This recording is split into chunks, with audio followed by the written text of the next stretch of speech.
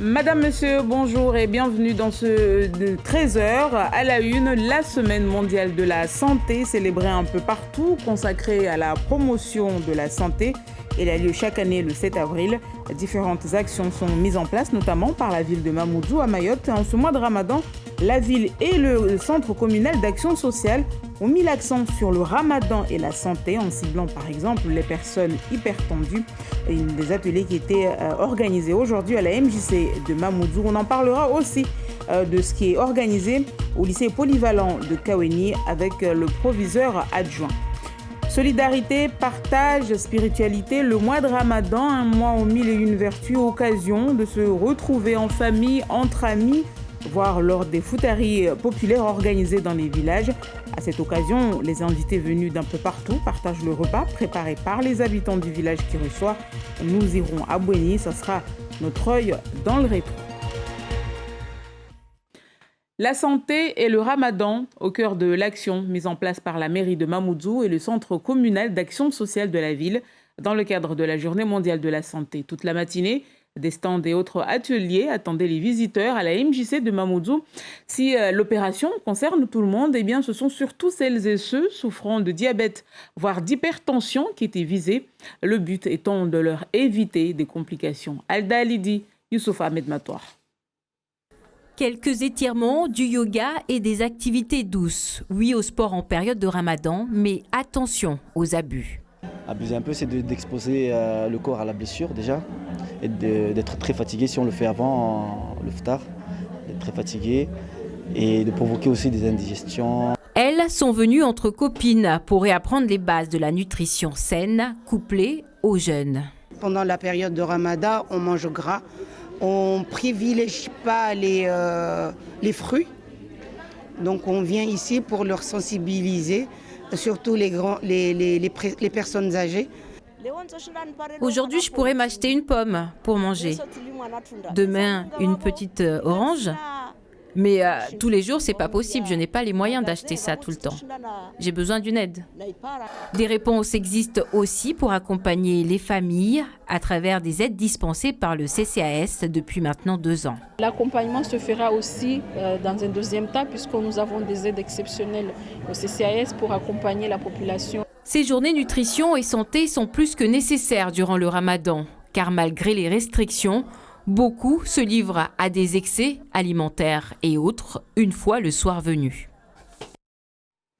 Et toujours dans le cadre de cette journée mondiale de la santé, une autre action est mise en place, je vous le disais aujourd'hui, précisément au lycée polyvalent de Kaweni. Au sein de l'établissement, plusieurs stands et des interventions diverses.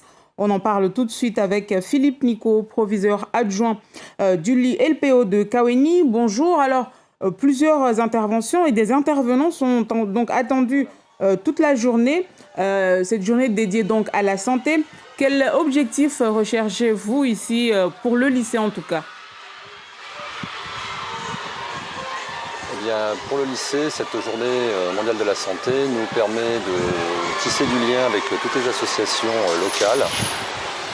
Ça nous permet de montrer à nos élèves ce qui peut les intéresser au point de vue de leur santé. On sait très bien qu'à Mayotte, ça peut être parfois compliqué au niveau des soins et de la santé au quotidien. Donc des rencontres avec une vingtaine d'associations ont lieu toute la journée, donc sur des thématiques très variées, aussi bien sur la sexualité que sur la nutrition, que sur le sport. On a essayé de balayer des champs thématiques assez importants pour permettre à nos élèves de rencontrer des professionnels de santé. Et en parallèle, nous avons aussi nos professeurs qui se sont engagés dans l'action et qui ont aussi proposé des ateliers pour que toute la journée, nos élèves soient sensibilisés à la santé et à toutes les problématiques qui peuvent les toucher de près ou de loin et qu'à un moment ou à un autre, ils risquent de rencontrer dans leur vie. Et justement, vous l'avez dit, c'est depuis ce matin donc que les actions se tiennent. Comment les élèves reçoivent justement cette action ? Alors si vous voulez, il y a pas mal d'enthousiasme et puis on se rend compte qu'il y a besoin de parler, d'évoquer des choses. On a par exemple des groupes d'ateliers sur la sexualité où parfois les élèves ont demandé à leurs professeurs de sortir pour avoir une parole plus libérée avec des professionnels de santé. Parce qu'effectivement, ça peut être plus simple d'avoir un professionnel qui ne vous connaît pas spécialement et qui est là pour échanger avec vous. Et ça peut permettre effectivement à des enfants d'échanger librement et de pouvoir évoquer peut-être des choses qu'ils n'arrivent pas à dire aux adultes qu'ils voient tous les jours. Voilà, de ce côté-là, ce sont des actions qui sont, je pense, très positives. Alors, ce sont des petites choses qui vont peut-être mûrir dans la tête des élèves et qui vont leur permettre de se poser des questions par rapport à leur vie et par rapport à leur façon d'appréhender leur santé. Alors, tout le monde, on a compris, est mobilisé au sein de l'établissement, mais également des associations locales. Comment vous avez réussi à impliquer les élèves? Parce qu'on a aussi compris dans le programme que nous avons reçu, il y aura une représentation théâtrale, notamment sur la sexualité. Comment vous avez réussi à les impliquer?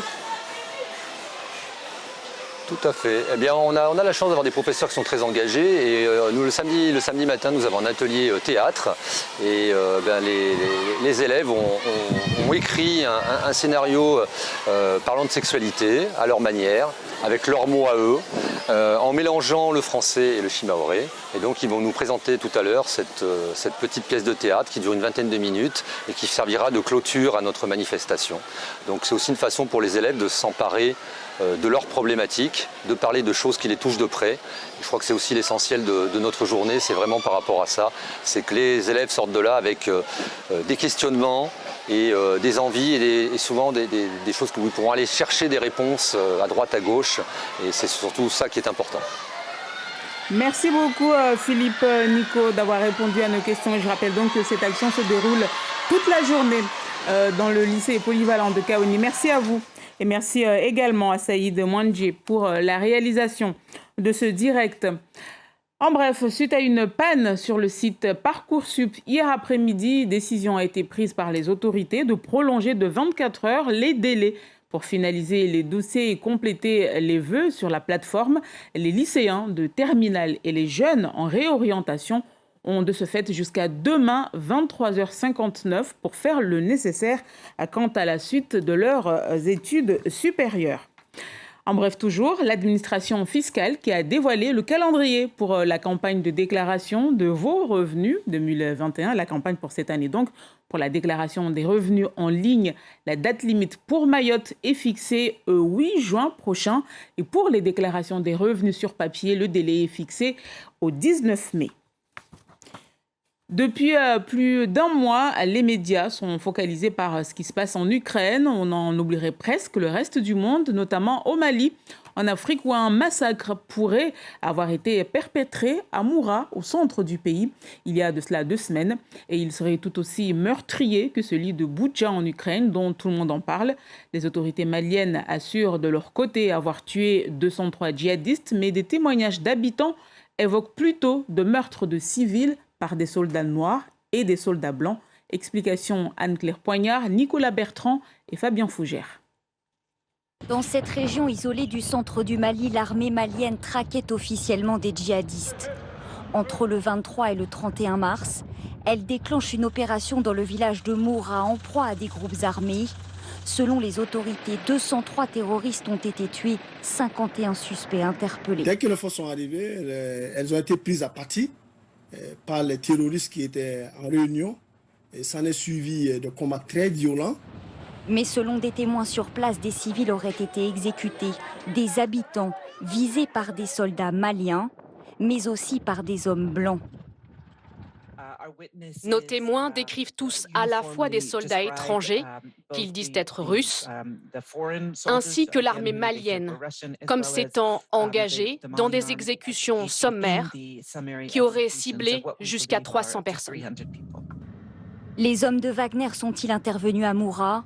Depuis plusieurs mois, ce groupe de sécurité privée russe se déploierait discrètement au Mali. On les voit sur ces photos prises dans le centre du pays. Il y a quelques semaines, près de l'aéroport de Bamako, l'une de nos équipes a pu filmer ce camp d'entraînement. On y distingue des soldats de l'armée malienne à l'exercice et des blindés russes. La France, qui opère en ce moment même son départ du Mali, réclame l'ouverture d'enquêtes internationales.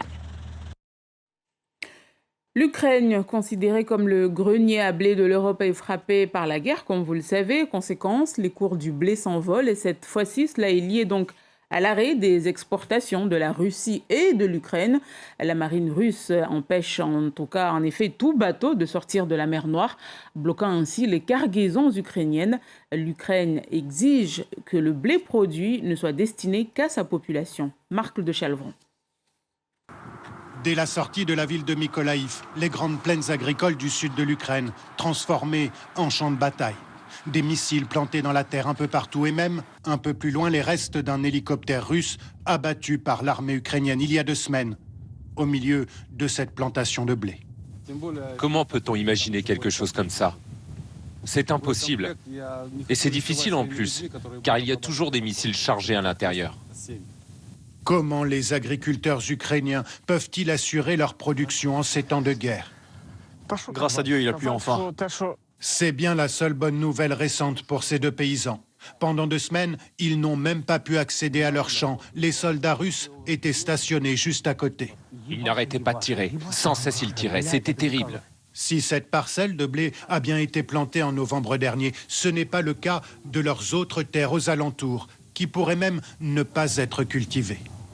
On doit encore planter d'autres champs avec nos machines, comme le tournesol. Et ça se fait autour du 15-20 avril.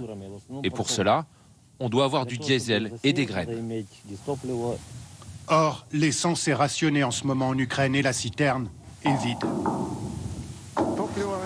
On a encore un peu d'essence dans des jerrycans, 200 litres environ, et c'est tout.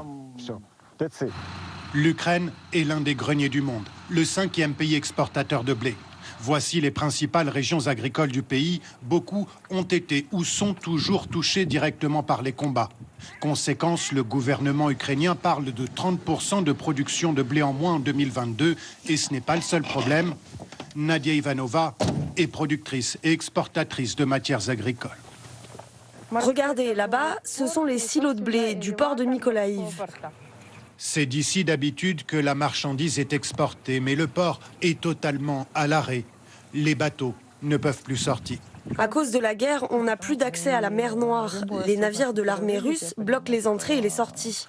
C'est très risqué. Plusieurs navires marchands ont déjà été ciblés par l'armée russe depuis le début de la guerre. Résultat, Nadia Ivanova n'arrive même pas à écouler ses stocks de blé. Ce que vous voyez là, c'est le blé récolté en 2021. Il a été nettoyé et il est prêt à être exporté. Nadia Ivanova cherche bien d'autres moyens d'exporter sa marchandise, mais dans le sud du pays où se trouvent les terres les plus fertiles, c'est impossible, selon elle. Retour chez nous et cette bonne nouvelle pour les habitants de la commune de Sada et les automobilistes qui traversent la localité après plusieurs mois de travaux. Un retard sur la date de livraison.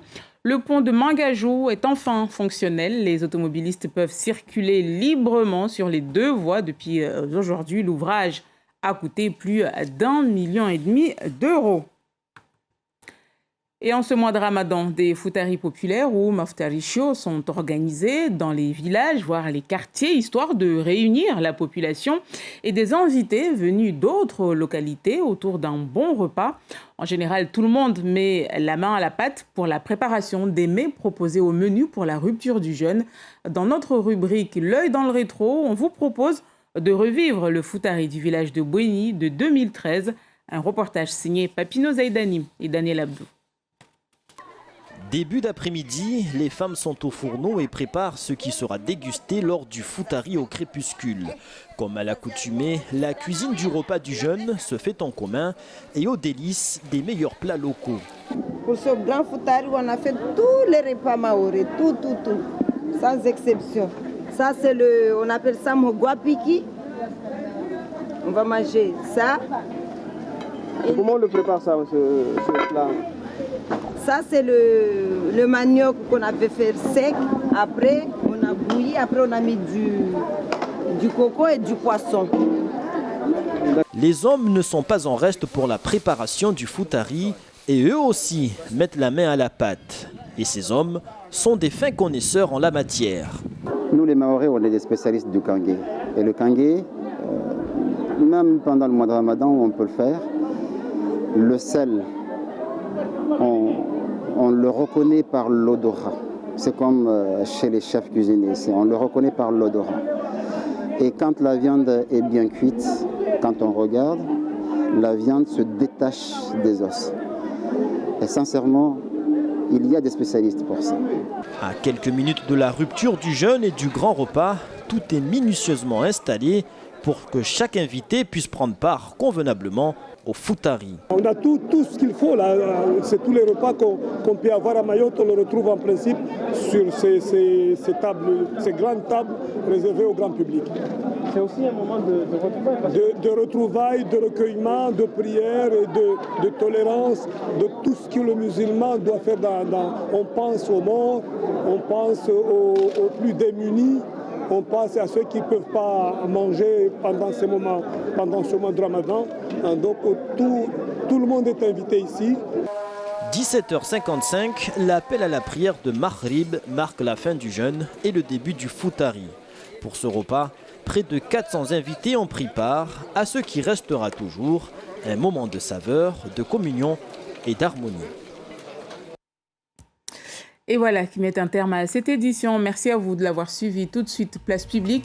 L'information continue sur notre site lapremière.fr. À 19h, vos éditions avec Génial Toumani. Demain à 13h, Aurélien Février. Et nous, on se retrouve dimanche dès 6h en radio et dans la soirée en télé pour l'émission spéciale consacrée au premier tour de la présidentielle. Très bel après-midi à tous sur La Première.